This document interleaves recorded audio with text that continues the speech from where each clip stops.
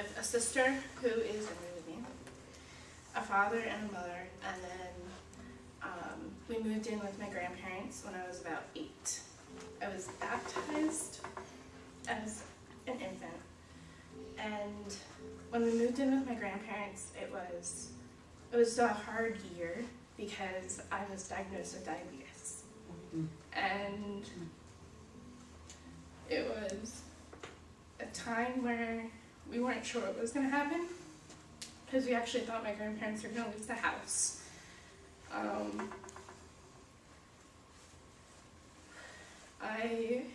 When I first found out that I had diabetes, it was actually really rare how I found out. They started me on injections right away, and I never had needles. I never came face to face with needles when I was younger. And my mom sat down with me when we first did the needles at home, and she kind of reminded me that God is greater than anything. So we started singing Our God is an Awesome God. And that song really kind of stuck with me ever since.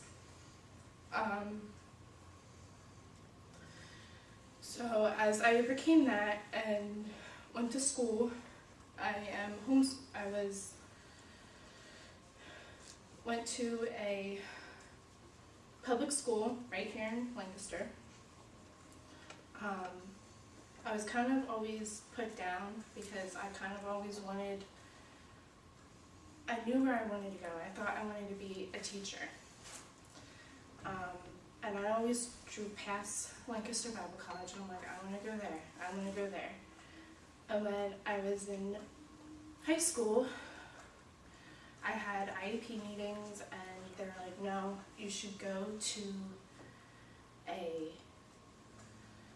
HAC. That should be your stepping stone. And I was kind of rebellious. I didn't really want to go to HAC. I always wanted to go here. This is where I had my mindset. I wanted to come. But God kind of switched everything and said, you're going to HAC. Let's go there as your stepping stone and try it out. See if school's right for you.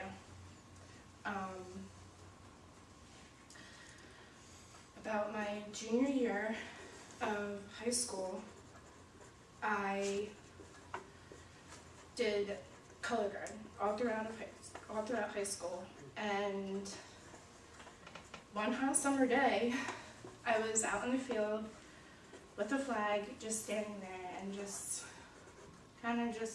started to daze off into space, and things around me started to get really blurry.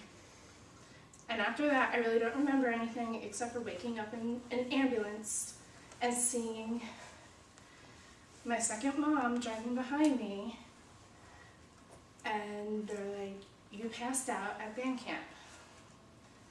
When I realized that I passed out, I kind of snapped back into reality and knew that God is taking charge of my life, and I need to wake up and know that He is going to guide my path to wherever I have to go for school.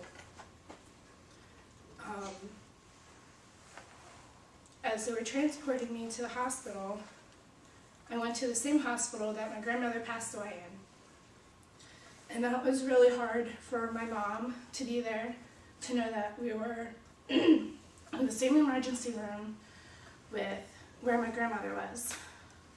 And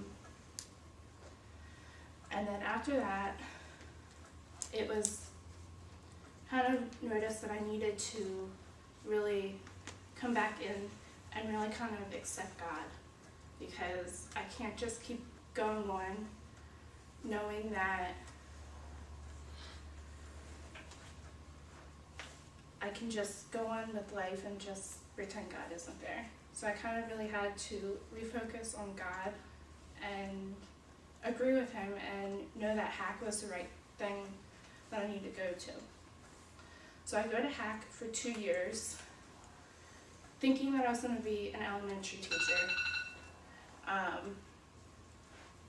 And it really wasn't. because I kind of got called through youth ministry, because I kind of always had a cousin that was a pastor, and I kind of always looked up to him. So after the 2 years, I started looking into other colleges. I looked into Eastern University and got accepted to there. They weren't really strict with their chapels, but I really enjoyed it because I knew I could go to chapel and knew that there was a chapel. So I went there for a year. I realized I had to really grow up and come back into reality and know that my family wasn't right there beside me, holding my hand. I had a horrible roommate who did horrible things to me. But through all that, I kind of realized that, okay, I'm going to try to reapply to LBC. So I reapplied and got in, and to this day, I'm very thankful because this is where I've always wanted to be, and I should have just trusted God from the beginning and probably stayed at Hack, but I wanted to try to be on my own, so I went to Eastern, but I'm glad to be back here in my college that I always wanted to go to, so.